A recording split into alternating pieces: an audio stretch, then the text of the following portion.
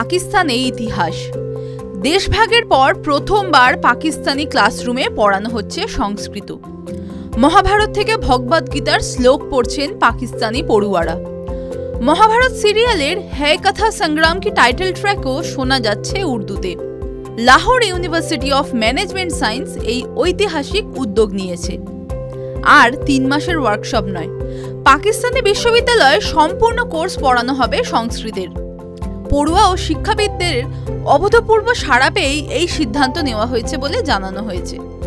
2027 সালের মধ্যে সংস্কৃতকে বার্ষিক কোর্সে পরিণত করার পরিকল্পনাও রয়েছে। সংস্কৃতকে পাকিস্তানে পুনর্জীবিত করার উদ্যোগ নিয়েছিলেন অধ্যাপক শাহিদ রশিদ। তিনি ফোরম্যান খ্রিস্টান কলেজে সোশিওলজি পড়ান। তার কথায়, এই পদক্ষেপ ছোট হলেও অত্যন্ত গুরুত্বপূর্ণ। দক্ষিণ এশিয়ার দর্শন সাহিত্যকে গঠন করেছে সংস্কৃত, তাই এই ভাষা অত্যন্ত গুরুত্ব দিয়েই পড়া উচিত। দ্য ট্রিবিউনকে দেওয়া সাক্ষাৎকারে তিনি বলেন, কেন আমরা শিখব না? এই ভাষা গোটা অঞ্চলকে এক সুতোয় বেঁধেছে। পানিনির গ্রাম এখানেই ছিল।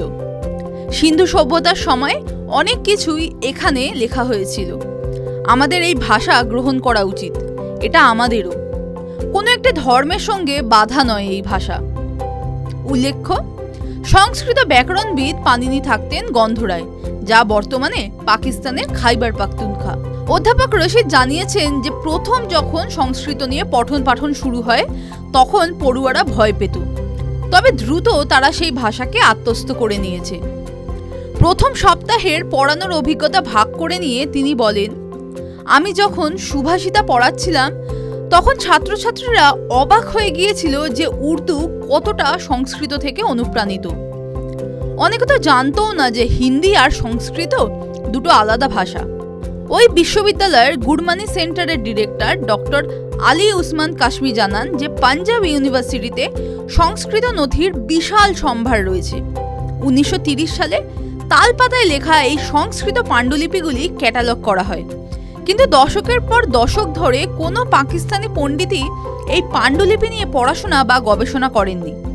এবার পাকিস্তানের মাটিতেই সংস্কৃত পড়ানো শুরু হওয়ায় সেই চিত্র বদলাবে।